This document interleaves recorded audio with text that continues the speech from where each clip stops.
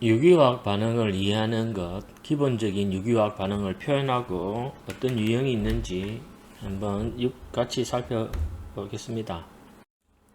자, 유기 반응을 이해하는 데 있어서 우리가 유기 반응식을 적는 방법이 그죠?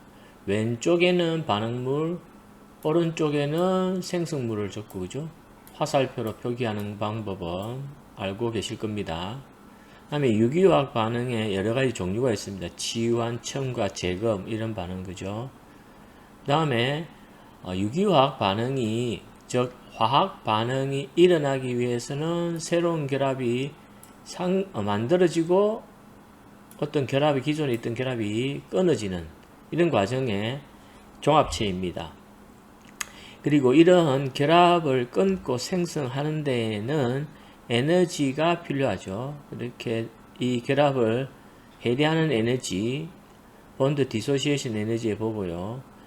그 다음에 반응의 연력학적인 것과 이 연력학적인 요소인 엔탈피와 엔트로피, 자유도, 그죠?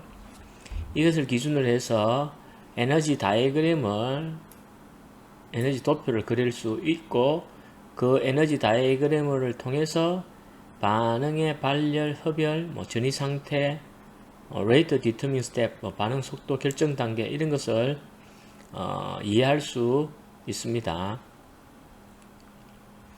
이 에너지 다이어그램에서 두 단계인 경우에는 전이 상태가 두 개라는 거죠, 그죠? 그리고 반응 속도를 증가시키고 반응을 촉진시키기 위해서 사용되는 것이 촉매고요. 촉매 중에서 가장 대표적인 인체에 존재하는 생명체에 존재하는 촉매로서 효소, 엔자임이 있습니다. 이 엔자임은 촉매로서 아주 반응 선택적이고 반응 속도를 촉진시키는 대표적인 촉매죠.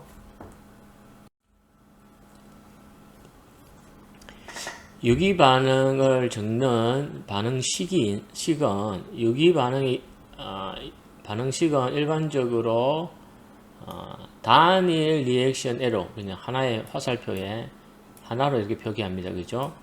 그래서 무엇과 출발 물질과 프로덕트, 스타팅 머티리얼과 프로덕트 간의 요 차이를 이렇게 간의 이제 반응을 화살표로 표기하죠. 그 다음에 이 반응물과 혈발 물질과 스타팅 머티리얼과 프로덕트 뿐만 아니라 이 반응이 일어나기 위해서 들어가는 리에이전트, 시약이 있는데요. 이것은 일반적으로 유기화합물일 수도 있고 무기화합물일 수도 있습니다.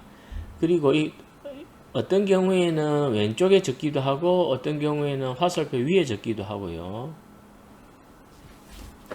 그죠? 그래서 이거는 좀 이따가 다시 한번 살펴보겠습니다. 그죠? 다음에 대부분이 이제 여러분들이 이제 반응에서 솔벤트를 생략해서 그리기도 합니다. 그죠? 그래서 대부분의 반응, 거의 모든 유기 반응은 액체 솔벤트에서 반응이 일어납니다. 즉, 뭐 에탄올에서 한다든지 THF 솔벤트든 톨루엔이든 유기 용매를 이용하여 반응을 하는데요. 이런 반응을 적을 때 솔벤트는 간혹 생략하기도 합니다. 그리고 이 화살표에서 보통 위에나 아래쪽에 이렇게 온도나 그죠? 온도나 솔벤트를 표기를 합니다. 그죠? 솔벤트를 아래쪽이나 위쪽에 화살표에서 표기를 한다. 그 다음에 이게 한유이라고 되는 것은 이것은 자외선이나 빛을 이용한 것이고 상가 모양 이것은 무엇? 열을 가했다는 겁니다. 히팅을 했다는 겁니다. 이 히팅을 했다는 것은 일반적으로 어느 정도의 온도냐? 그 반응에 사용되었던 용매의 끓는 점 온도까지 보통 히팅을 했다라고 표현하는 것이 이렇게 삼각형으로 표기하는 겁니다.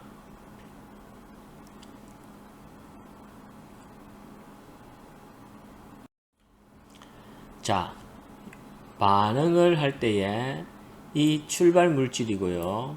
이것은 생성물입니다.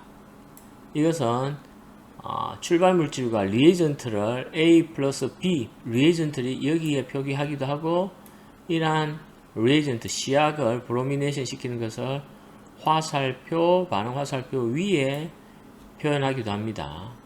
그리고 여기서 지금 이 사이클로헥세인에서 브로민을 가지고 자외선이나 열을 하면은 H가 Br로 치환되는 반응인데요. 이것을 표현할 때에 CCl4는 일반적으로 용매를 나타내는 거고요. 그죠? 그래서 여기서 그냥 반응을 사이클로헥세인과 뭐 브롬을 넣고 교반시키고 돌려준다고 해서 이것이 가는 것이 아니라 특별한 에너지가 제공되어야 됩니다. 이때 들어가는 에너지가 빛, 자외선 빛이나 열이다, 이렇게 표현하는 거죠.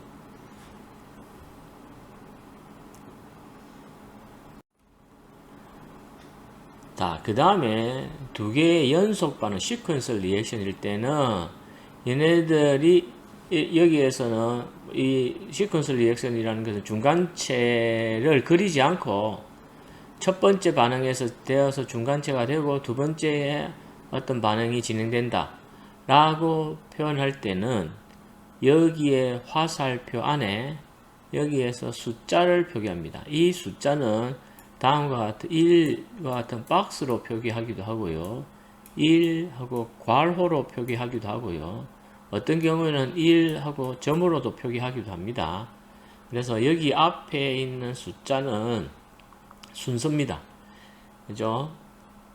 첫 번째 스테이비에서는 메틸 마그네슘 브로마이드를 하고 아세톤과 먼저 반응을 시킨 다음에 두 번째는 그냥 바로 넣어주는 것이 아니라 이 숫자는 두 번째라는 것은 첫 번째 1번 반응이 일반적으로 거의 종결되었다고 생각한 다음에 그 다음에 넣어준다는 겁니다. 그래서 이 말은 아세톤 넣고 그린하드 리에이전트 넣고 바로 두 번째 물을 넣어주는 것이 아니라 아세톤과 그린하드 리에이전트를 1번 단계가 진행되고 난 다음에 충분한 시간이 지난 이후에 물을 넣어준다는 겁니다. 이것이 연속 반응을 표현할 때는 1번, 2번, 3번, 4번 이런 식으로 단계별로 표현하는데, 그 단계를 표현할 때에 넣어주는 시약을 한꺼번에 왕창 같이 넣어준다는 것이 아니라는 거죠. same time, 같은 시간에 넣어주는 것이 아닙니다.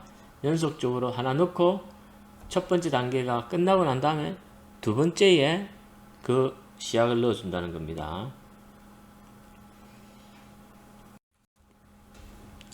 자, 유기 반응의 종류, substitution이라는 이 치환 반응은 어떠한 원자나 그룹이, 그죠? 원자를 어떤 하나의 그룹이 무슨 다른 원자나 다른 원자 그룹으로 바뀌는 겁니다. 그죠? 여기에서 Z라는 원자나 원자 그룹이 여기에 반응이 일어나서 탄소 G라는 그룹이 깨어지면서 Z 대신에 Y가 치환되는 거죠. 그죠?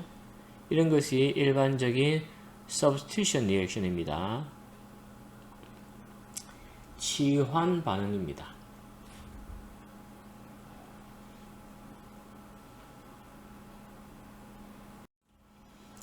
치환 반응은 일반적으로 시그마 본드를 포함하고 있는데요.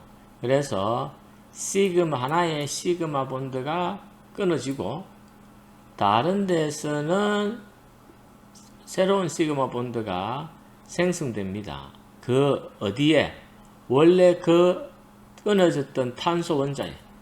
여기서 탄소 I 결합이 끊어지고 새로운 결합이 여기 원래 탄소를 가지고 있던 데서 새로운 결합이 생성되는 거죠. 그죠? 그래서 탄소 아이오다이드 결합이 해리되고 탄소 클로라이드 결합이 생성되었다.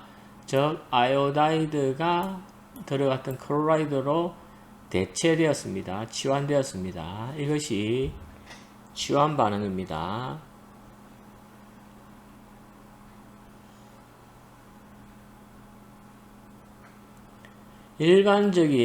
가장 일반적인 치환 반응은 Z라는 것은 여기가 수소나 헤테로어텀인데 이것이 탄소보다 더 일렉트로 네거티브한 것에 의해서 치환이 되는 겁니다.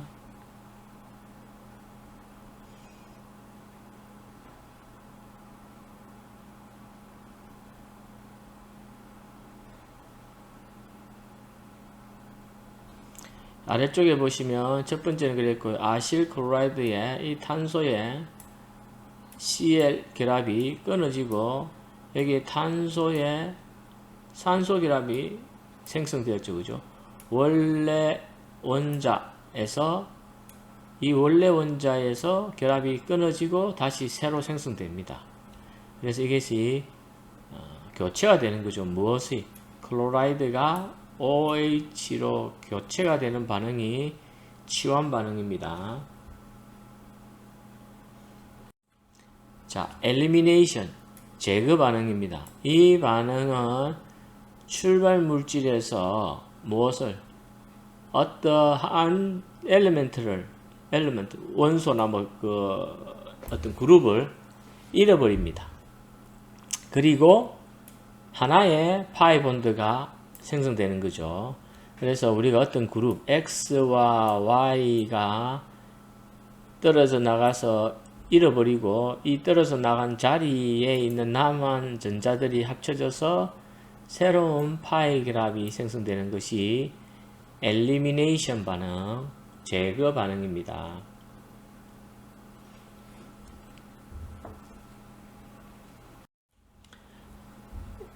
엘리미네이션 반응에서 두 그룹 X와 Y가 출발 물질로부터 여기에서 제거되는데요.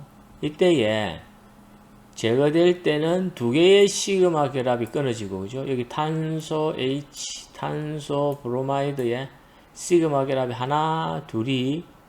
두 개가 끊어지고, 다음에 하나의 파이 본드가 생성됩니다. 그죠?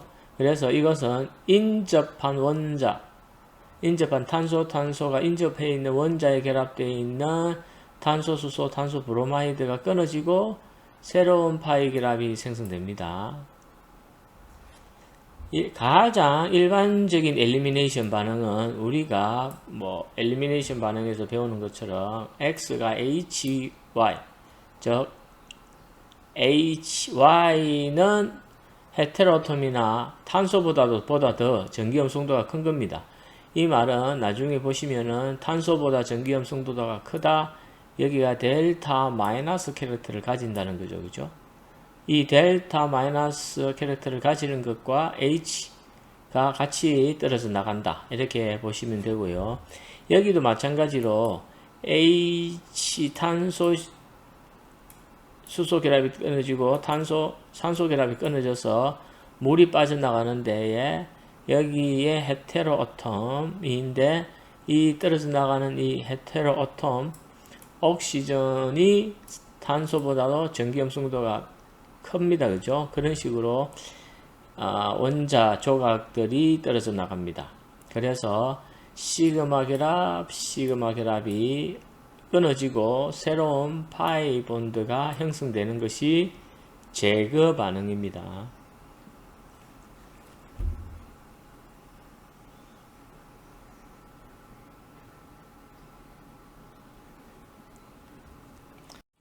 다음은 어디션, 첨가 반응입니다. 제거 반응의 역반응이죠. 그죠? 어떠한 엘리멘트가 출발 물질에 들어가는 겁니다. 들어갔을 때에 원래 들어가기 위해서는 출발 물질의 탄소라고 하면은 이 들어가는 것을 X와 Y를 받아들이기 위해서는 탄소는 unsaturation 되어 있어야 됩니다. 즉 포화되어 있으면 안 되는 거죠. 불포화되어 있다. 파이 결합을 가지고 있어야 됩니다. 그래서 파이 결합이 끊어지고 새로운 시그마 결합이 두 개가 생성되는 것이 어디션 반응입니다. 이 반응은 왼쪽에서 오른쪽으로 가는 것이 어디션, 조금 전에 배웠던 오른쪽에서 왼쪽으로 가는 반응이 제거 반응이죠.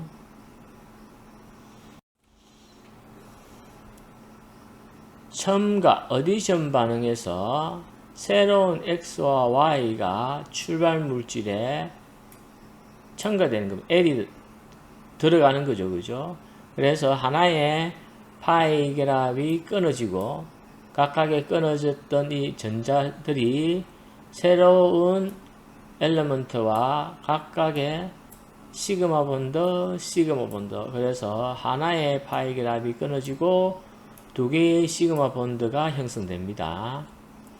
따라서 여기서 탄소 이중결합, 파이 결합에서 파이 결합이 끊어지고 여기에서 H와 OH가 첨가됩니다. 그래서 탄소, 수소, 탄소, 산소의 새로운 시그마 결합이 각각 한 개씩, 즉 총 두 개가 형성됩니다. 어디션, 첨가와 엘리미네이션, 제거 반응은 정확하게 서로 반대입니다. 그죠? 파이 결합이 생성되는 것이 엘리미네이션 리액션에서는 파이 결합이 생성되고 파이 결합이 끊어지는 것은 어디션 반응입니다. 그죠? 그래서 여기서 탄소 X와 탄소 Y 결합이 시그마 결합이 끊어져서 파이 결합이 생성되는 것은 엘리미네이션, 이 파이 결합이 끊어지면서 새로운 시그마 결합이 생성되는 것은 어디션, 그죠?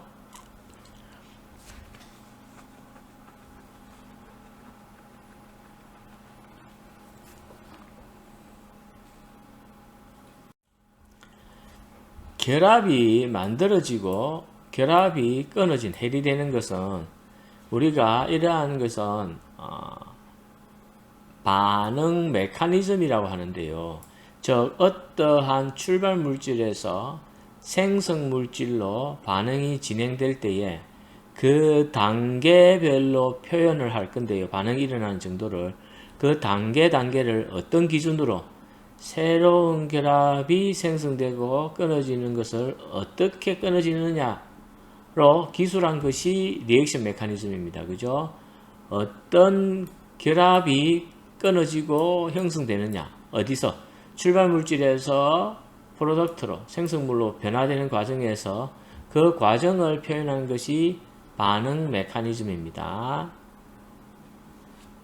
그래서 반응은 한 스텝으로 일어날 수 있고요. 다단계, 여러 가지 스텝으로 일어날 수도 있습니다. 원 스텝 리액션을 컨설티드 리액션이라 하고요.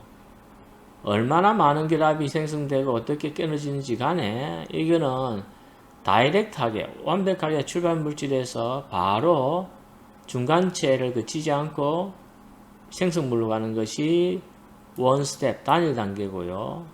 다단계, 단계별 반응은 한 단계 이상, 즉 두 단계 이상이라는 거죠. 그래서 중간에 인터미디에이트 중간체를 거칩니다. 이 반응은 우리가 나타낼 때 A에서 인터미디에이트를 거칠 때에 트랜지션 스테이트를 거치고요. 다음에 인터미디에이트에서 또 B로 갈 때에 트랜지션 스테이트를 거칩니다. 두 개 이상의 전이 상태를 거치면은 이건 다단계고요. 여기가 하나의 트랜지션 스테이트를 거치는 하나의 전이 상태를 거치면은 에너지적으로 이 반응은 원 스텝 반응입니다.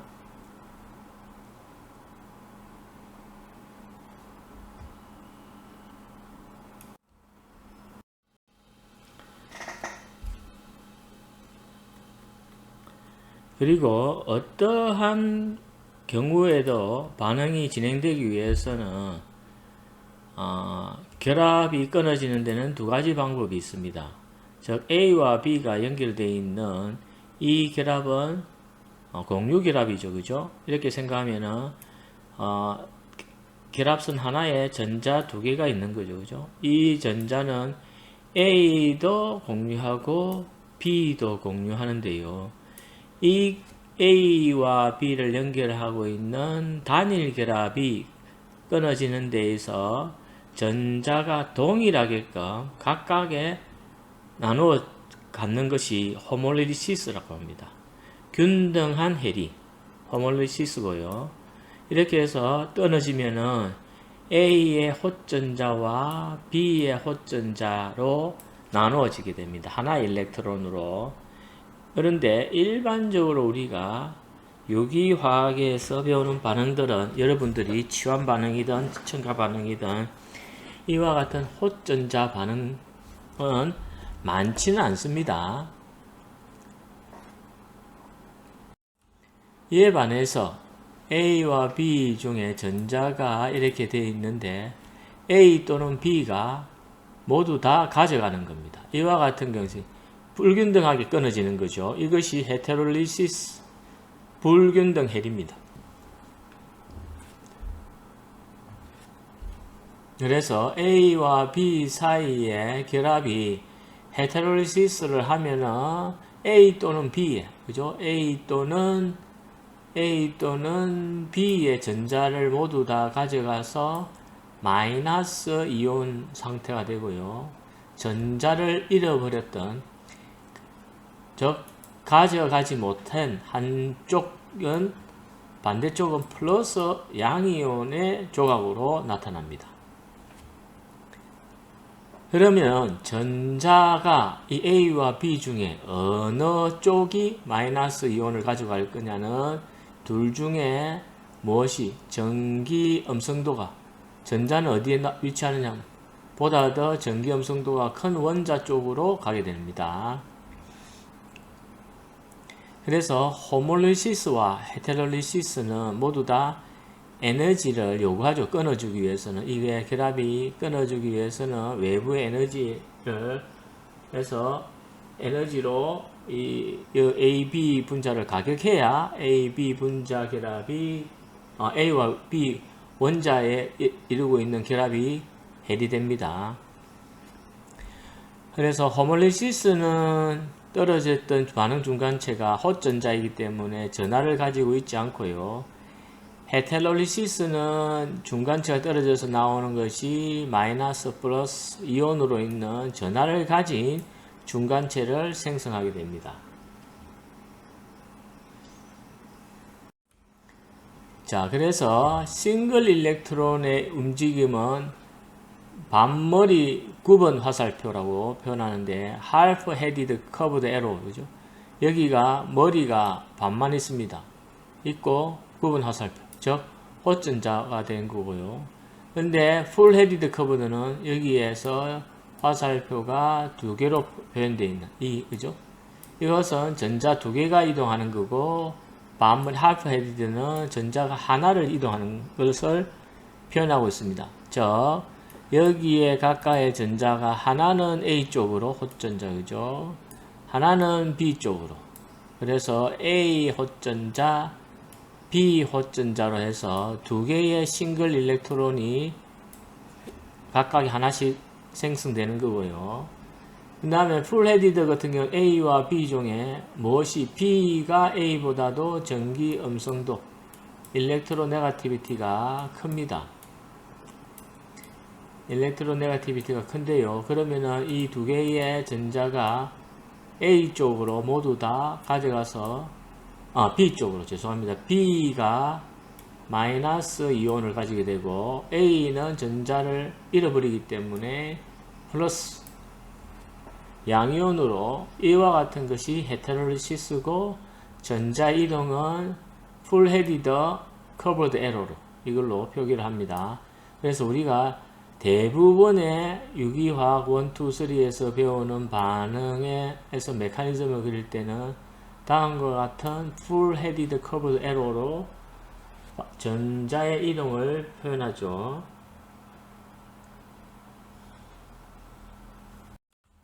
자, 호몰리시스는 균등하게 깨어지는 것은 두 개의 전하를 가지고 있지 않는 짝을 가지고 이루지 않는 전자를 만들어내는데요. 그죠? 이와 같은 하나의 unpaired 일렉트론을 우리가 라디칼이라고 합니다. 라디칼. 그러니까 헛전자 하나만 가지고 있으니까 아주 불안정하겠죠. 그죠? 그래서 라디칼은 아주 unstable 합니다. 그죠? 왜냐하면 이게 fully octet 되어 있지 않기 때문에. 그 다음에 헤테롤리시스는 탄소 중심으로 보면은 카보캐타이온, 탄소의 플러스 이온, 카보 애나이온을 만들어냅니다. 그죠? 카보캐타이온과 카보 애나이온도 모두 다 unstable한 인터미디에이트입니다. 그죠? 왜냐하면 카보캐타이온은 주위에 무엇이 6개의 전자로만 되어 있고, 카보 애나이온은 네거티브 차지를 가지고 있습니다.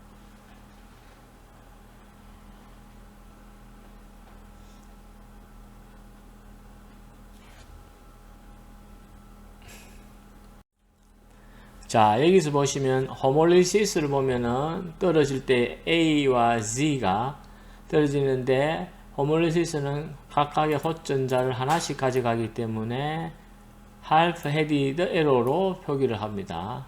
여기서 구분 화살표는 모두 다 무엇의 이동? 전자의 이동입니다. 전자의 이동. 그래서 유기화학 메커니즘을 표현할 때에 구분 화살표는 전자의 이동을 표현하기 때문에 원자의 이동을 나타낼 때도 이것을 구분 화살표는 표시하지 않고요. 궁극적으로 모든 구분 화살표는 전자의 이동입니다.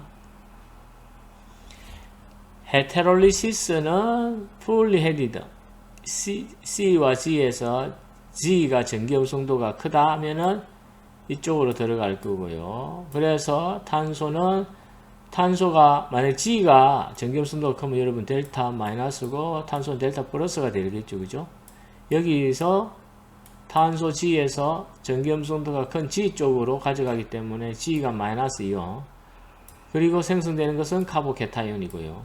반대로 탄소 G에서 G가 전기음성도가 작다면 탄소가 델타 마이너스가 되겠죠. 그죠? 그래서 탄소가 카보 애나이온을 마이너스 이온을 가져가는 카본 애나이온입니다.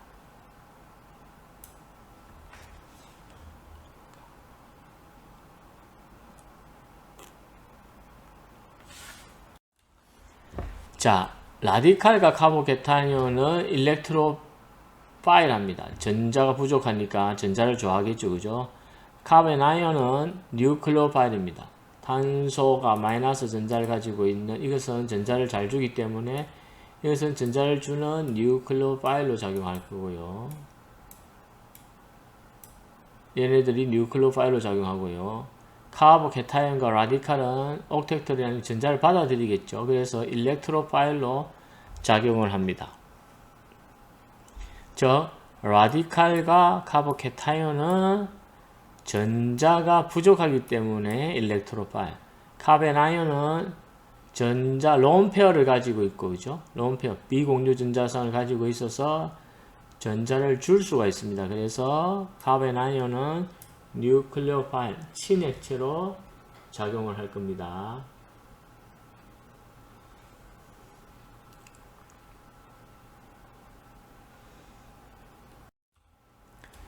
결합이 형성되는 것은 두 개의 다른 방식이 있는데요. 동일하게끔 두 개의 라디칼이 각각이, 그죠? 헛전자 하나씩 각각 도네이션해서 새로운 결합이 형성될 수도 있고요.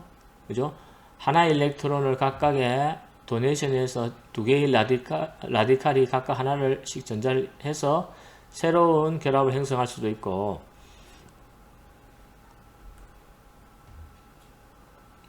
그 다음에 투 이온이 뭐 차지가 붙는다는 차지 인터랙션하고는 다르게 이거는 차지 인터랙션이 아닙니다. 그죠? 비공유 전자상 전자가 풍부한 쪽에서 전자가 부족한 쪽으로 전자를 주는 겁니다. 그죠? 전자를 줌으로 인해서 생성되는 이와 같은 결합 형성이 있습니다. 그래서 마이너스 차지 이온이, 그죠? 이 두 개의 전자를 줘서 투 일렉트론 본드, 시그마 본드가 형성되는 겁니다. 그리고 결합을 형성할 때는 결합을 형성한다는 것보다 더 안정한 상태로 가기 때문에 항상 에너지를 방출합니다. 결합할 때는. 그래서 우리가 지금 배웠던 화살표의 다양한 형태를 보면은 이것은 리액션 에러, 반응이 왼쪽에서 오른쪽으로 방향으로 간다. 출발 물질에서 생성물을 표현할 때 나타난 거고요. 이거는 양방향으로 나타나는 것은 출발 물질과 생성물이 이것이 평형 관계에 있다. 이것이 왼쪽과 오른쪽 왔다 갔다 한다는 겁니다. 그 다음에 우리가 공명, 즉 우리가 헷갈리지 말라고 한 것이 이 두 개죠. 그죠? 한 몸체에서 양쪽 머리가 있는 것은 레조넌스입니다. 그죠? 이거는 공명 구조를 나타내는 거 평형이 아니라 했죠. 그죠? 다음에 화살표가 직선이 아니라 커브대로 구분 화살표는 모두 다 전자의 이동이고, 풀 헤디드면은 전자가 두 개, 피셔 훅처럼 하프 헤디드면은 전자가 하나 이동하는 겁니다. 자, 본드 디소시에이션 에너지라는 것은 이것이 정의가 코발렌트 결합에서 호몰리티컬리 클리비지, 균등하게 끊어지는 데에 필요한 에너지가 본드 디소시에이션 에너지입니다. 그래서 이것이 에너지를 흡수하거나 방출하는 어떤 반응에서 이것을 나타내는 에너지의 흡수와 방출의 델타 H로 표기를 하고요. 이것이 엔탈피 변화나 반응열의 변화입니다.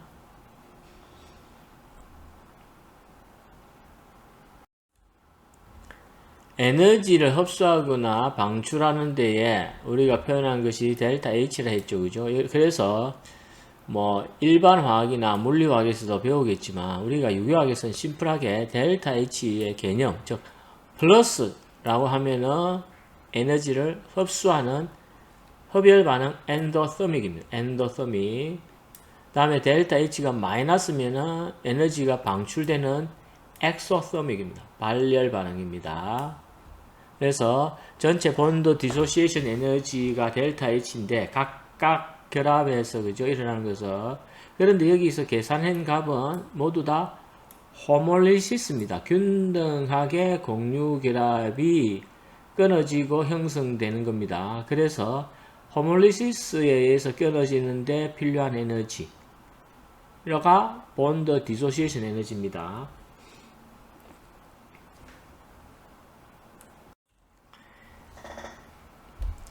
일반적으로 결합이 끊어지는 데는 에너지가 필요하죠. 그죠? 에너지가 필요합니다. 그냥 가만히 있는다고 결합이 끊어지지 않기 때문에 그냥 얘를 끊기 위해서 에너지를 줘야 됩니다. 그래서 본드 디소시에이션 에너지는, 그러니까 결국은 분자가 에너지를 받아들여야 되는 거죠. 흡수를 해야 되기 때문에 본드 디소시에이션 에너지는 항상 양의 포지티브 값입니다. 그래서 호몰리시스는 항상 엔도서믹, 흡열 반응이죠.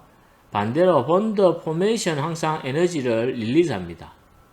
그래서 엑소서믹입니다. 발열 반응입니다. 그래서 HH를 호몰리시스에서 끊어주기 위해서는 104kcal/mol 에너지가 필요하고요. 그래서 플러스 값이라는 것은 엔도서믹, 그죠? 흡열 반응이고요.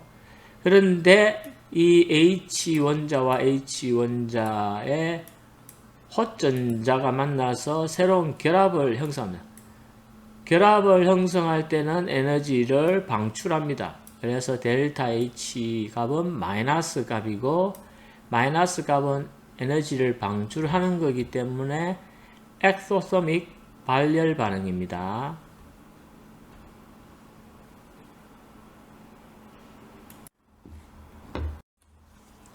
그래서 이런 것들을 반응을 해서 본드 디소시에이션 에너지의 기본 이런 테이블을 이용해서 반응 전체가 발열이냐 흡열이냐를 우리가 예측할 수 있습니다. 이 값은 외우는 건 아니죠. 그냥 참고를 하는 겁니다.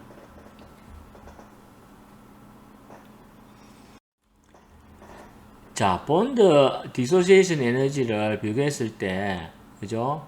이걸로, 이것은 뭐와? 결합의 세기와 거의 같다고 생각하시면 됩니다. 그죠? 강한 결합일수록 많은 에너지가 결합을 끊는데 들어갈 거고요. 그죠?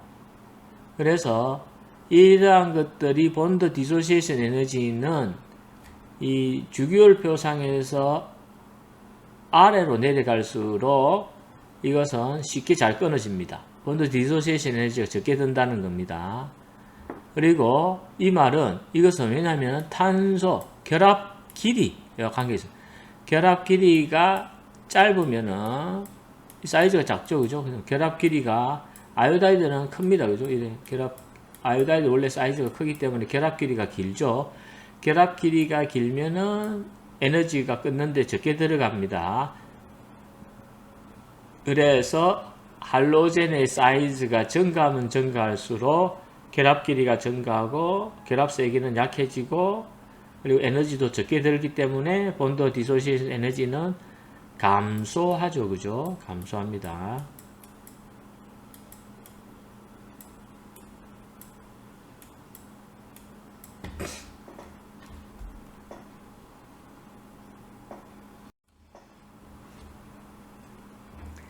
본드 디소시에이션 에너지는 전체 반응의 엔탈피 변화를 측정하는 데 사용되죠. 그죠? 자, 그래서 전체 델타 H 반응, 이쪽에 보시면 아래쪽에 반응물과 생성물을 그리고 전체 결합이 끊어지는 데 들어가는 델타 H와, 그죠? 결합이 생성되는 델타 H는 결합이 생성되니까 마이너스로 표기하죠. 그죠? 이렇게 해서 이것을 총 더했을 때에 엔탈피 변화량이 나옵니다. 이 엔탈피 변화량이 포지티브면은 전체에서 보다 더 많은 에너지가 필요하다는 겁니다. 무엇에 비해? 결합을 형성하는 것에 비해서 결합을 끊는 데에 많은 에너지가 필요하다는 겁니다. 그죠? 그렇다는 것은 출발 물질에 있는 결합이 생성물이 결합하는 결합보다도 좀 더 강하다. 이렇게 볼 수 있습니다. 그죠? 델타 H가 포지티브면은 출발 물질의 결합이 생성물의 결합보다는 좀 강하다. 이것이 델타 H가 마이너스 값이면은 조금 전에 살펴봤던 것과는 반대의 현상이 나타나는 겁니다.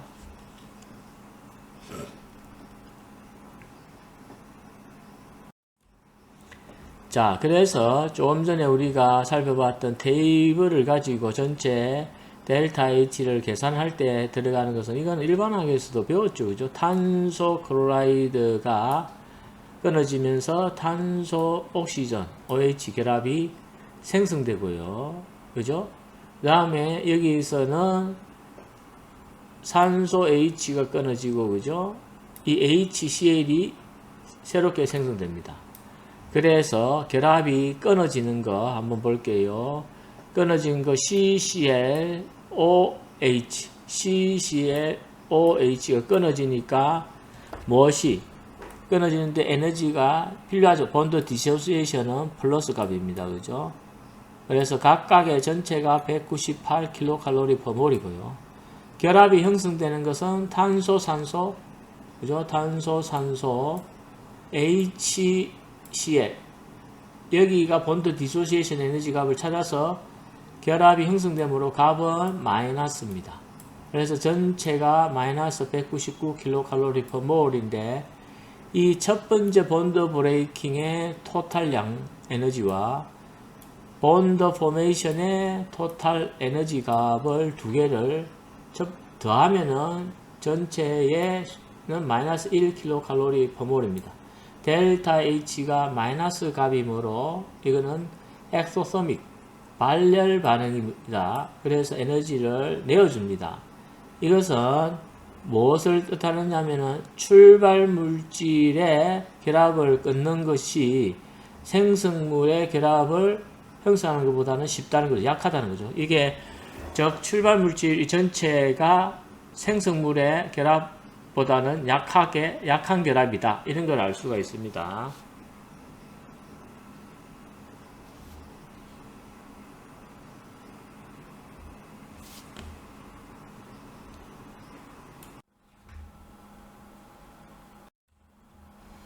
자, 우리가 아이소옥테인과 글루코스를 CO2로 나타내는데 들어가는 에너지가 우리가 이게 에너지를 얻는 대사를 표현하는 거죠. 그죠? 이거는 글루코스는 우리가 뭐 음식을 섭취해 가지고 에너지가 발열 반응으로 687kcal per 몰이 나오는 거고요. 아이소옥테인은 이거는 개솔린처럼 이것을 하면은 얘를 연소를 시키면은 다음과 같은 에너지가 방출되는 겁니다. 그죠? 이 반응은 산화 반응으로 엑소서믹 발열 반응입니다. 엑소서믹.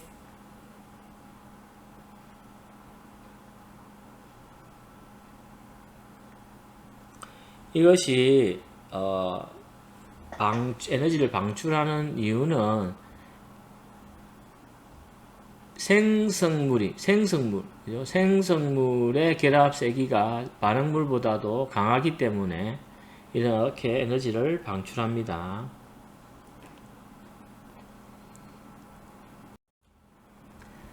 자, 본더 디소시에이션 에너지는 어떤 단점이 이걸로 해서 어떤 것을 정확하게 여러 가지 정보도 주지만 약간 단점도 있습니다. 그래서 이 본더 디소시에이션 에너지는 전체 에너지의 변화만 주는 거죠. 그래서 반응 경로가 어느 정도 빠르게 일어나느냐, 어떤 단계에서 진행되느냐는 정보는 주지 않습니다. 그리고 본더 디소시에이션 에너지 값은 측정값인데 이것은 가스 상태에서 결정한 값이기 때문에 유기 반응에서 일어나는 용매 효과, 솔벤트가 어떠한 기여를 한다는 것에 대해서는 정보를 줄 수가 없습니다. 이게 이제 치명적인 단점이죠. 유기 반응을 이해하려면 유기 반응은 모두 다 용매에서 일어나는데 용매 효과를 전혀 고려하지 않은 팩터입니다. 그래서 이 본더 디소시에이션 에너지로 나타나 있는 이것은 부분적인 어떤 발열 반응, 흡열 반응이라는 것은 단편적인 지식은 주는데 모든 반응을 완벽하게 이해할 수 있는 모든 정보를 준다는 것은 아닙니다.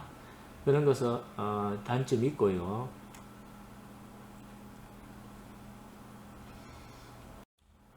자, 그래서 우리가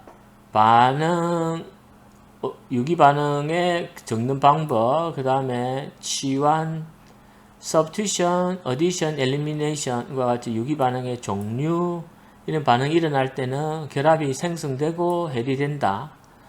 그리고 전체 결합 생성과 해리되는 데에 전체적인 에너지 변화를 이해하기 위해서는, 즉 새로운 반응이 진행되기 위해서는 결합이 끊어져야 되는데 그것의 기본적인 정보는 본더 디소시에이션 에너지가 제공한다 입니다. 그래서 지금부터는 연력학적인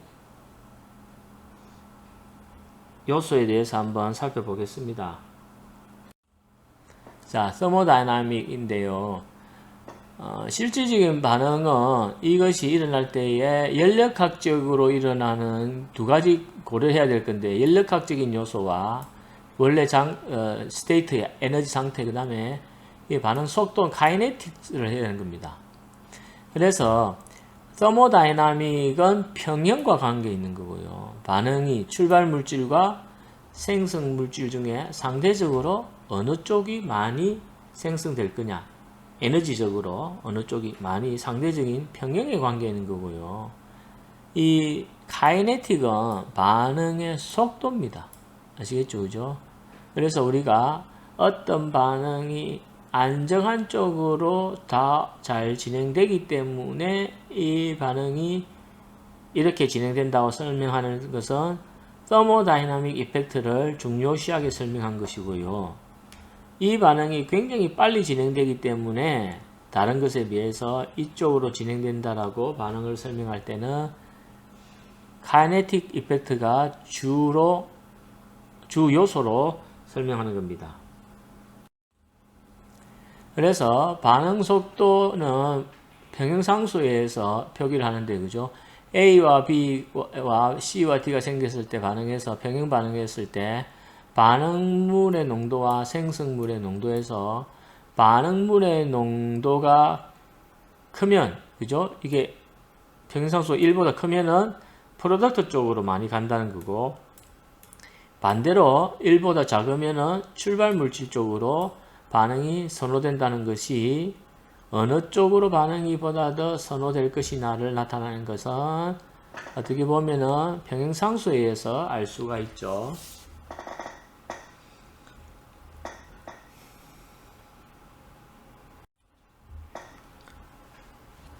그래서 어떤 반응에서 평균이 보다 더 생성물 쪽으로 간다면은 1보다 크다.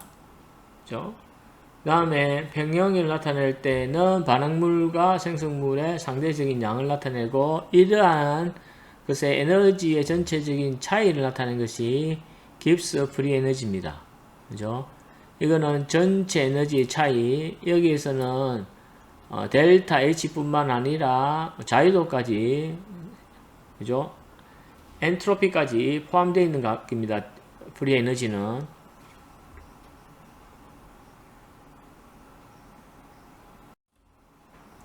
자, 평형이 항상 어디를 좋아하냐면은 낮은 에너지를 좋아하는 거죠. 그죠? 그래서 반응물의 G 값과 프리 에너지와 생성물의 프리 에너지가 생성물의 에너지가 높다. 그죠? 그러면 에너지가 높다. 그러면 평형이 1보다 작다는 거고, 무엇이?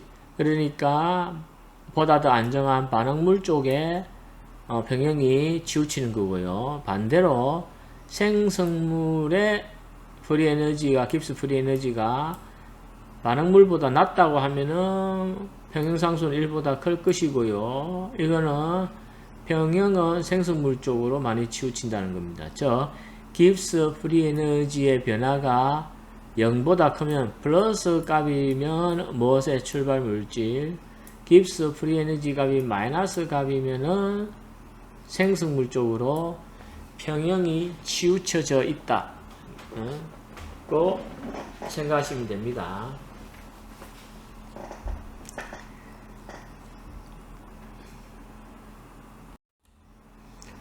자, 델타 G는 상대적인 평형상수와 관계에 있는데요. 이 평형상수와 함께 여기에 있는 이러한 값을 곱해서 나타나는 것이 델타 G입니다. 그죠? 그래서 평형상수가 1보다 크면은 로그 K 값이 포지티브고요. 그죠? 그리고 전체 값은 마이너스를 나타내는 거죠. 그죠? 그러면은 에너지가 이게 에너지가 방출되는 겁니다. 델타 G가 마이너스 값이면은 에너지가 방출이 되고 평형은 어디에? 생성물 쪽으로 선호하게 되는 거고요. 자, 반대로 평형상수 값이 1보다 작으면 로그 K 평형상수 값이 마이너스가 되고 마이너스 곱하기 마이너스는 델타 G는 플러스 값이 되고요. 그러면 에너지를 흡수하고, 그죠? 에너지를 흡수하고, 평형은 무엇에? 생성물이 아닌 반응물 쪽으로 치우치게 되는 겁니다. 이렇게 해서 여러분들이 평형상수 델타 G, 즉, 델타 G가 마이너스 값이면 에너지를 릴리즈해서 발열 반응, 델타 G가 플러스면은 에너지를 흡수해서 흡열 반응, 반응물이 우선한다. 이렇게 생각하시면 될 것 같습니다. 자, 그런데 이 델타 G 값의 변화를 수치적으로 한번 살펴보면은 보시면 델타 G는 로그 값으로 나타내는 거니까, 그죠? 에너지가 아주 조금 변한다 하더라도 여기 보시면 1.4에서 2.8 우리가 이렇게 보면은 약 2배 했다는 거에 비하는데 이것은 실질적으로 어떻게 된다? 여기와 이 차이는 지금 10배죠, 그죠? 각각 10배씩입니다. 그렇기 때문에 우리가 델타 G 값이 숫자적으로는 1, 2가 변한다 하더라도 실질적으로 아주 큰 차이가 있다는 거죠.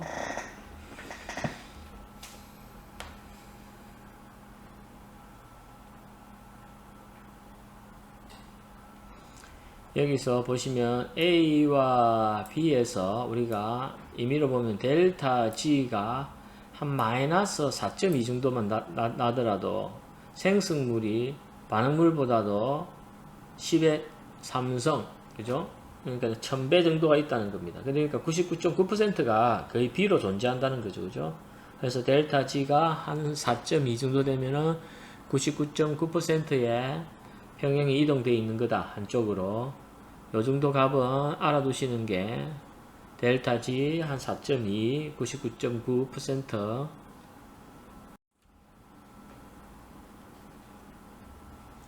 그래서 이것은 어떤 반응이 있을 때도 이 평형을 나타내는데요. 여기서 나타나는 것을 보면은 우리가 사이클로헥세인의 치환체가 이 페닐이 엑시얼이 있을 때와 페닐이 이쿼토리얼이 있을 때죠, 그죠? 이 델타 G 값을 하면은 마이너스 값입니다. 이 마이너스 값이라는 것은 에너지를 뱉어낸다. 왼쪽을 반응물이라 보고 오른쪽을 생성물이라 보면, 그죠? 자, 평형상 델타 G가 많이 났으니까 B 쪽으로 많이 치우치게 되는 거죠, 그죠? 이 델타 G의 마이너스 2.9kcal/몰은 이 값을 계산하면 평형상수가 약 100 정도. 즉, 여기가 B가 A보다 평형에서 100배 정도 더 안정하다. 100배 정도 더 많다는 거죠, 그죠?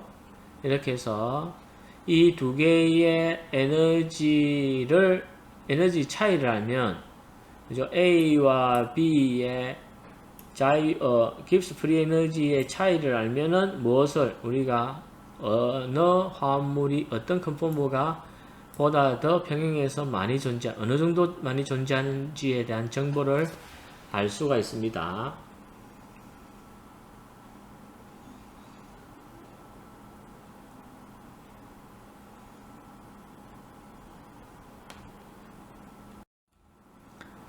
자, 그 다음에 델타 G는 델타 H와 델타 AS, 엔트로피와 엔탈피, 그죠? 엔트로피와 관계가 있다는 거죠, 그죠? 그래서 엔트로피는 얘네들은 무작위도죠. 아주 자유스럽게 되는 것이 엔트로피가 증가하는 거죠, 그죠? 그래서 어떤 것이 좀 더 무작위인 경우일수록 엔트로피 에너지는 높다. 그죠? 그래서 우주의 모든 것은 엔트로피가 증가하는 방향으로 진행되는 거죠. 그죠? 모두 다 무질서해지려고 합니다.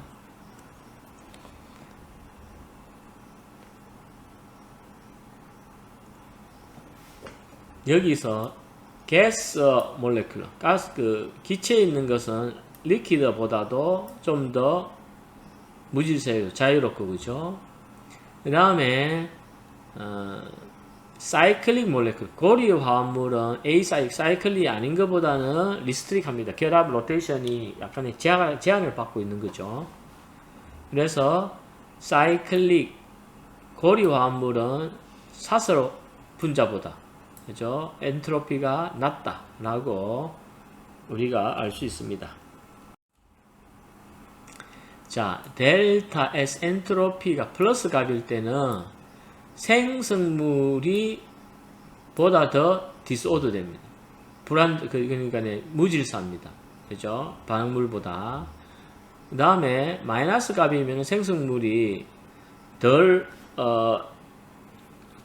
디스오더해서 좀 더 정렬되는 겁니다. 마이너스 값이면은 생성물이 자유롭지 않게 좀 더 정렬되는 거고, 델타 S 값이 자유도가 플러스면은 생성물이 무질서해지는 겁니다. 랜덤해지고. 자, 그래서 이 결과로 나타나는 것이 델타 G는 델타 H와 요 자유도의 온도와 함께 곱한 값인데요. 어느 정도 많이 변하느냐. 그래서 우리가 보면은 이것을 한번 생각해 보셔야 되는데, 이 델타 H가 아니라 델타 S 자유도는 뭐와 곱입니까? 온도입니다. 그죠? 그러니까 델타 S가 아주 작은 변화일지라도 온도가 아주 높아지면은 자유도에 커다란 영향을 미치는 거죠. 그죠? 무엇이 엔트로피가? 높은 온도에서는 엔트로피가 델타 G 값에 영향을 많이 미친다. 이렇게 보시면 됩니다.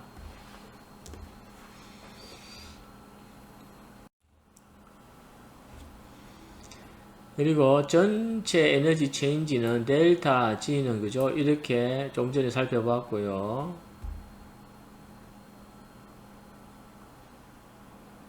여기서 이 이퀘이션, 이 수식이 나타내는 것은 전체 토탈 에너지 체인지는 두 가지 팩터, 본드 에너지, 결합 에너지와 디스오더, 무질서도, 그죠? 그 다음에 본드 에너지는 본드 디소시에이션 에너지를 우리가 델타 H로는 본드 디소시에이션 에너지의 차이로 우리가 계산할 수가 있고요. 엔트로피 변화는 출발 물질의 분자수가 생성물의 분자수의 차이입니다. 그죠? 두 개가 붙어서 하나가 되면은 보다 더 질서해지고, 그죠? 그 다음에 사슬에서 고리가 되면은 또 정렬이 되는 거죠. 그죠? 그렇게 우리가 이러한 두 가지 팩터가 있다. 수가 두 개에서 하나로 되는 것도 정렬되는 거고, 무엇이 사슬이 고리화되는 것도 정렬된다. 잘 오더된다는 것은 델타 S가 감소하는 거죠. 그죠?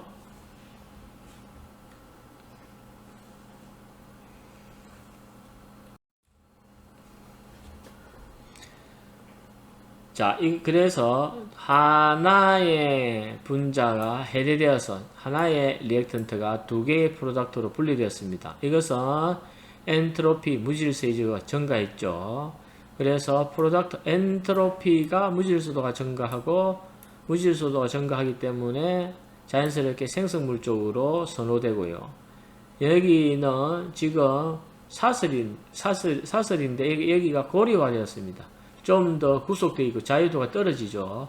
그래서 엔트로피는 감소한 거고요. 그래서 반응물보다도 생성물 쪽으로 엔트로피가 선호하게 되는 겁니다.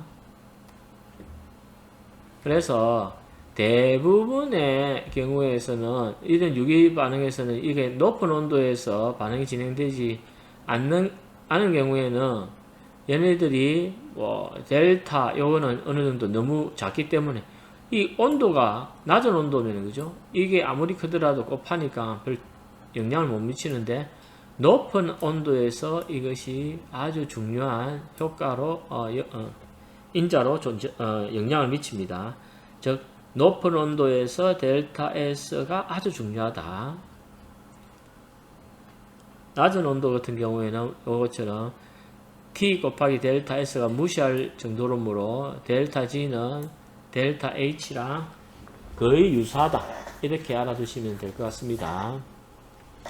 자유도 엔트로피는 어디에서 가장 영향을 많이 미친다? 높은 온도에서입니다. 아주 높은 온도에서.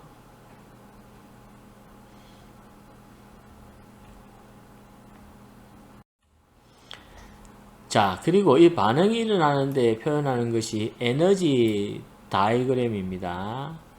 여기서 반응이 일어나는 데에 에너지 변화를 반응물이 생성물로 변할 때에 에너지 변화를 표현하는데요.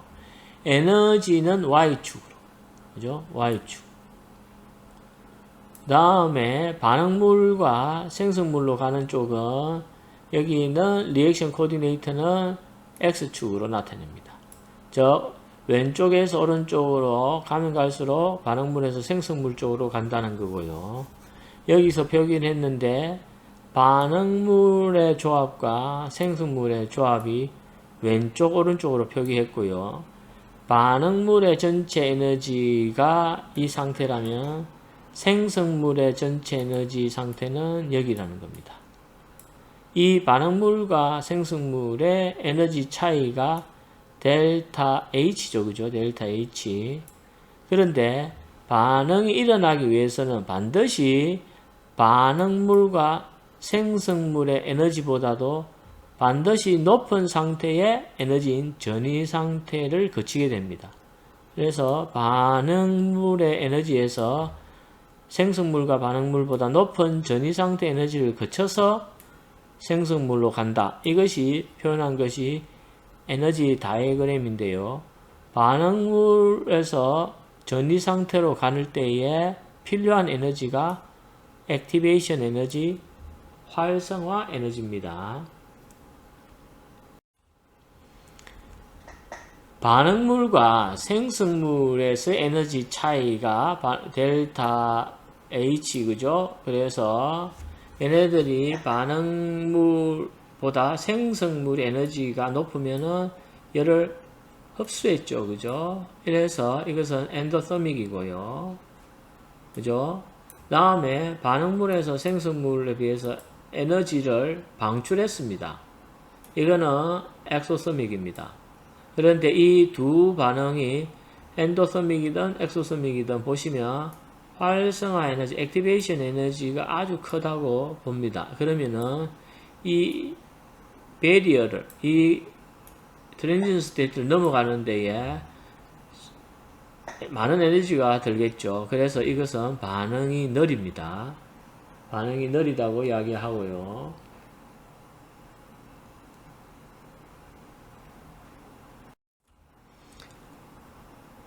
그리고 조금 전에 다시 말씀드렸던 이 반응물에서 생성물로 갈 때에 아주 unstable한 에너지가 가장 최고로 높은 상태를 transition state, 전이 상태입니다. 그죠? 자, 그런데 여기서는 아셔야 될 것이 transition state는 결코 아이솔레이션 할 수도 없고 에너지를 측정할 수도 없고 구조도 정확하게 알 수도 없습니다. 이거는 우리가 계산이나 추론한 겁니다. 양자역학을 배우시면 이게 이 높은 상태에서 에너지를 정확하게 알면은 구조를 모르고 구조를 정확하게 알면은 위치를, 그죠? 이러면 에너지를 모르는 것처럼 어쨌든 이와 같은 전이 상태를 거치는 데에 트랜지션 스테이트는 아주 높은 에너지 상태, 이는 분리가 불가능합니다. 그래서 출발 물질과 스타팅 물질과 트랜지션 스테이트 사이의 에너지 차이, 요 에너지 차이가 에너지 오브 액티베이션, 액티베이션 에너지입니다. 그렇죠? 활성화 에너지.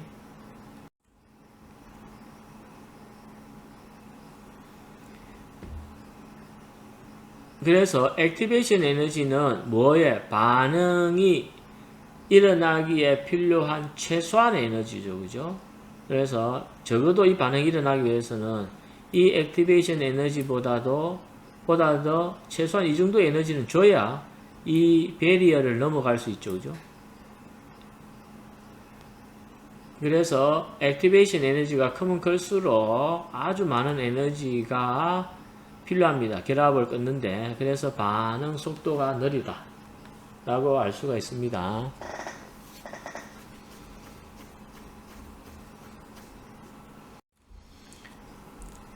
자, 전이 상태에 우리가 어떤 구조는, 그죠? 출발 물질과 생성물 사이의 어떤 형태일 겁니다. 그죠? 그래서 아마도 부분적으로 결합이 생성되거나 끊어지거나 이럴 겁니다. 그죠? 그렇게 해서 우리가 전이 상태를 추론할 때에는 여기 보시면 A와 B가 끊어져서 B와 C의 결합이 생성되는 반응인데, 이 구조는 아마도 불안정하지만 부분적으로는 A와 B가 부분적으로 결합이 되어 있고 B와 C와도 부분적으로 결합이 되어 있겠죠, 그죠?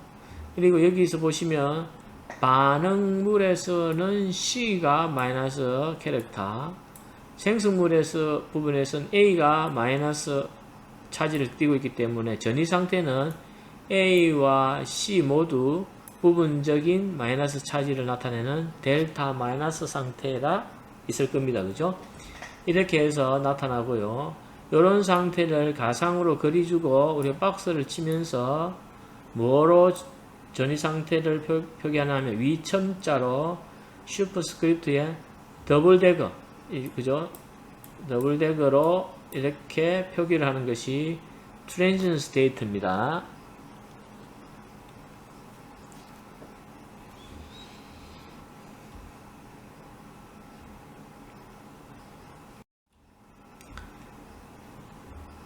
다시 좀 전에 살펴봤던 여기서 액티베이션 에너지가 아주 높고, 그죠?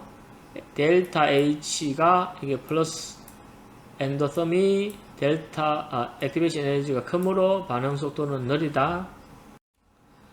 여기서 델타 H가 마이너스 값이죠, 그죠? 에너지를 방출합니다. 반응물에서 생성물로 에너지를 방출하는 델타 H는 마이너스 엑소서미, 그 다음에 액티베이션 에너지도 높기 때문에 이 반응도 느리다 라는 것을 알 수 있습니다. 그 다음에 조금 전에 살펴보았던 액티베이션 에너지보다는 이것은 이 활성화 에너지는 작죠. 그래서 반응 속도는 빠를 것이고요. 반응물에서 생성물로 에너지가 증가했던 델타 H가 플러스 값, 델타 H가 플러스 값이면 엔도서믹이면서 빠른 반응의 에너지 다이어그램을 그린 것입니다. 마찬가지로 반응 속도는 빠르다. 액티베이션 에너지가 작기 때문에 반응 속도는 빠른데 반응물에서 생성물로 열을 방출했던 발열 반응이므로 델타 H는 마이너스 엑소서믹 발열 반응이고 액티베이션 에너지가 작기 때문에 반응은 빠르다. 이렇게 이 에너지 다이어그램으로 우리는 반응 속도와 이게 발열과 흡열 반응을 판단할 수가 있습니다.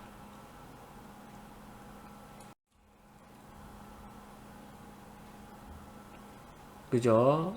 동일한 액티베이션 델타 H인데, 그죠? 동일한 발열 반응인데 액티베이션 에너지 차이가 있으면 반응 속도를 알 수가 있다는 거죠. 그죠?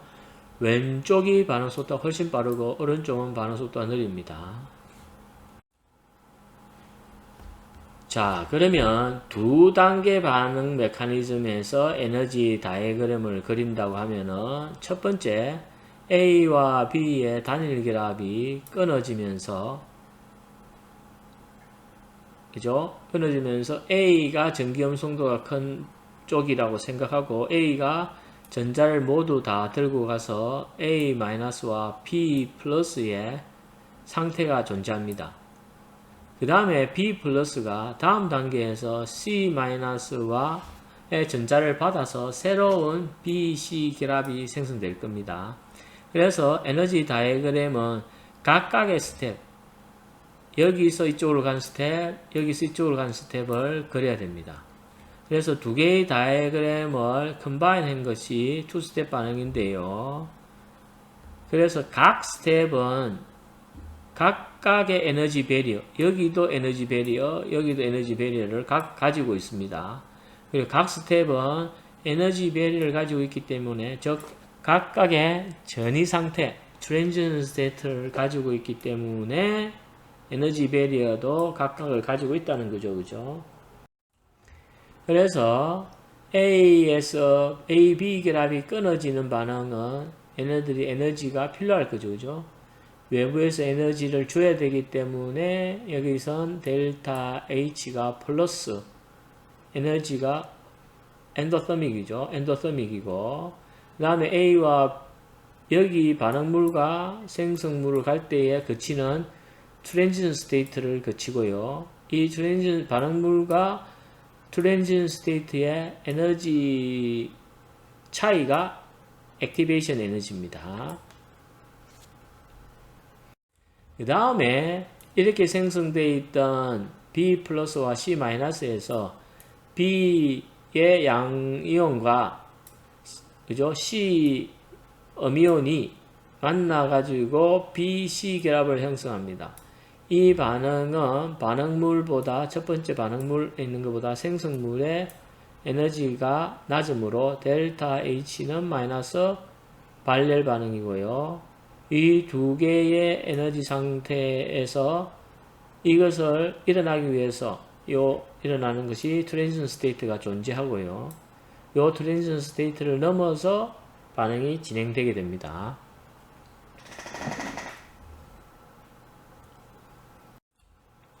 자, 이것을 각각을 그죠? 합쳐 놓은 것이 투스텝의 리액션 메커니즘 에너지 다이어그램입니다. 그래서 여기에서 보시면 두 개의 트랜지션 스테이트가 존재한다. 두 개의 액티베이션 에너지가 존재한다. 첫 번째 단계는 엔도서믹, 두 번째 단계는 엑소서믹입니다. 그죠? 흡열, 발열 반응을 각각에 있고요. 전체 반응은 그죠? 투스텝이지만 여기서 여기로 가는 거잖아요. 전체 반응은 발열 반응입니다. 그죠? 엑소서믹입니다.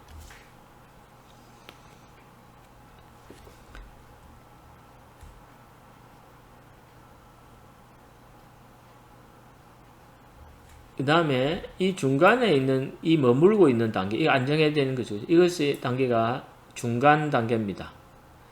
그리고 트랜지션 스테이트는 이것을 아이솔레이션 할 수가 없지만 이와 같은 중간 단계에 있는 것은 아이솔레이션 할 수가 있고요. 여기서 첫 번째 단계의 액티베이션 에너지가 두 번째 단계의 액티베이션 에너지보다도 훨씬 크므로 반응 속도 결정 단계는 첫 번째 단계입니다. Rate Determining Step은 액티베이션 에너지가 큰 첫 번째 단계일 거고요.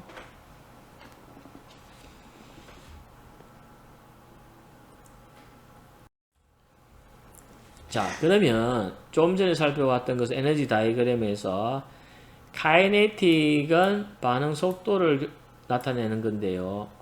연구하는 건데요. 저 액티베이션 에너지 여기는 무엇이 반응물에서 생성물로 진행되기 위해서 극복해야 될 에너지 배리어에 들어간 에너지죠. 그죠? 극복해야 될 에너지입니다.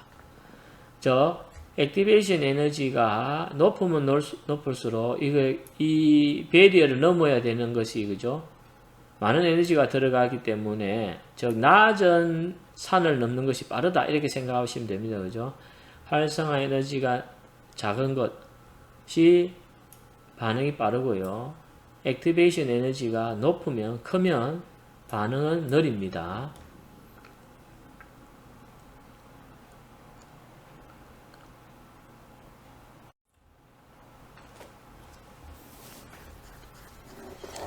그리고 반응이 빨리 일어나기 위해서는 농도가 높으면 충돌을 많이 하겠죠. 충돌 횟수에도 비례하니까 농도가 지나면 반응은 속도는 빠르다. 온도가 높으면 반응 속도도 빠르다. 그죠? 그래서 좀 전에 우리가 연력학에서 배웠던 델타 G, 델타 H 평형상수는 반응 속도를 결정하는 것은 아닙니다. 이것은 평형이 어느 쪽으로 치우칠 거냐, 반응 에너지 그죠? 뭐 반응물과 생성물에서 어느 쪽의 에너지로 열을 방출할 거냐, 흡수할 거냐, 이런 평형관계를 나타내는 거고요. 속도 법칙은 속도식으로 표현을 하죠. 그죠? 반응 속도는 반응물의 농도의 속도 상수로 해서 이 측정값으로 나타냅니다. 그래서 이것은 실험값으로 우리가 얻을 수가 있습니다.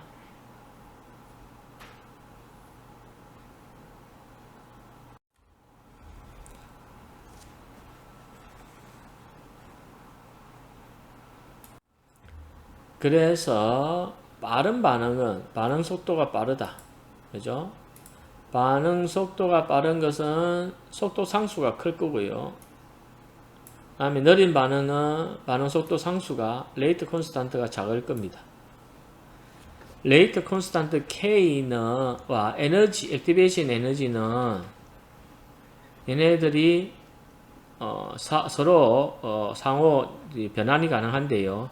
이것은 이제 물리적인 것은 뭐로 여러분들이 따로 한번 보시기로 하고요. 속도식에서 우리가 중요하게 생각하는 것은 농도죠, 텀이죠. 여기서 아래쪽에 보면은 반응 속도는 속도 상수는 액티베이션 에너지와 관계가 있고요. 어쨌든 여기에서 반응 속도는 A와 AB의 농도, C의 농도. 이 농도에 의해서 좌우되는데, 그러면은 이 농도와 이 농도는 어떤 농도가 반응 속도에 영향을 줄 거냐? 이거는 실험으로 측정하는 겁니다. 실험값입니다.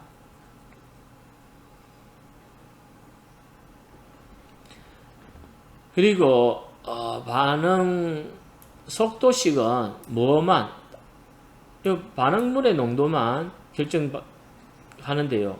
어디에? 어떤 단계에서? Rate Determining Step에서. 그죠? 멀티 스텝인 경우에는 반응 속도를 결정하는 단계에 있는 반응물의 농도만 포함하는 겁니다. 그죠? 관련이 있습니다.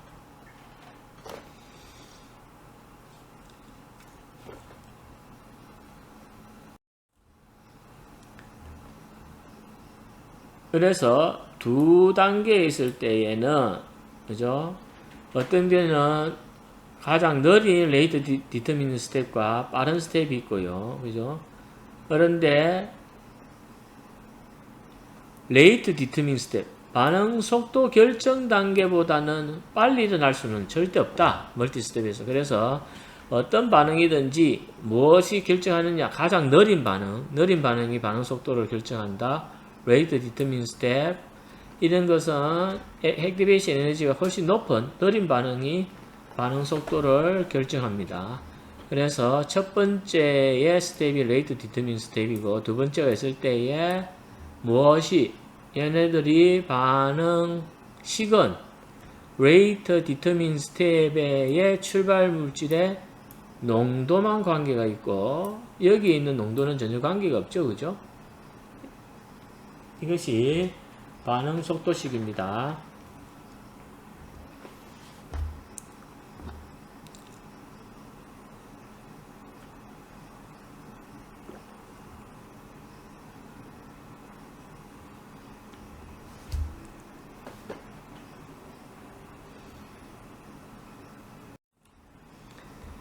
그 다음에 반응에서 다루는 것이 촉매인데요.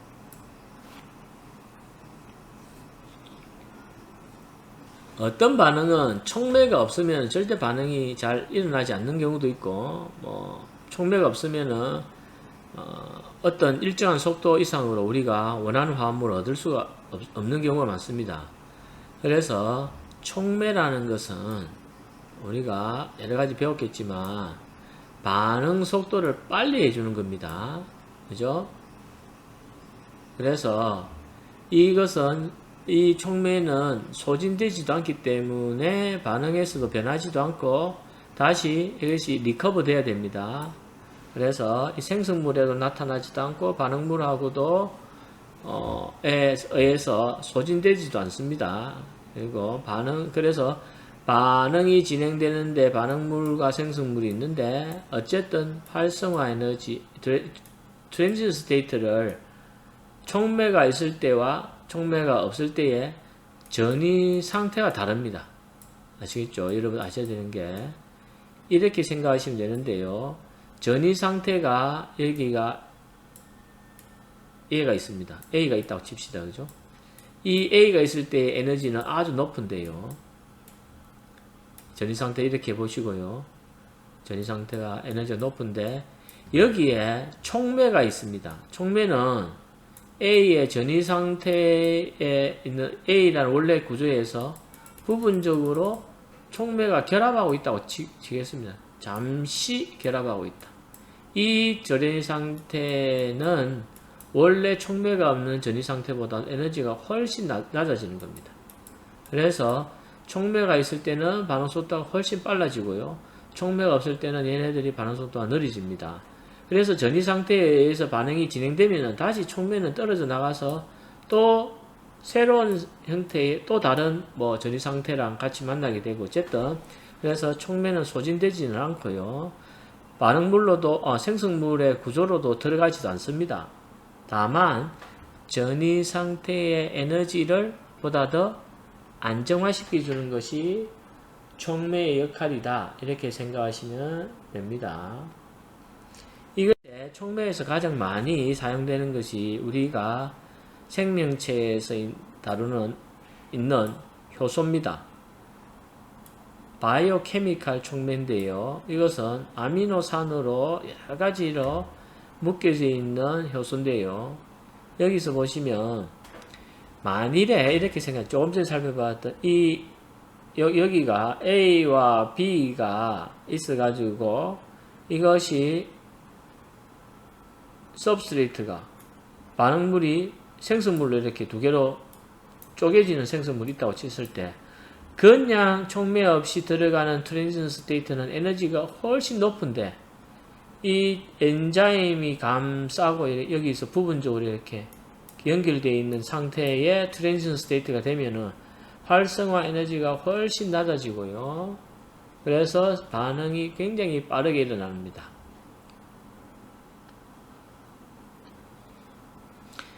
그런데 이 엔자임은 반응이 어떤 영역이 있는 어떤 유기 분자와 결합하는 특별한 어떤 사이트가 있고요. 그 사이트와 아주 선택적으로 잘 결합하면은 특정 물질을 보다 더 훨씬 안정화시키는, 선택적으로 안정화시키는 어떤 리액션 사이트가 있습니다. 엔자임은. 그래서 그 리액션 사이트, 반응 사이트에 의해서 특정 물질을 선택적으로 취해서 선택적으로 반응이 일어날 수 있는 트랜지션 스테이트의 에너지를 낮춰주므로 그 반응이 훨씬 더 잘 일어나게끔 합니다. 이런 것이 엔자임과 같은 촉매의 역할입니다.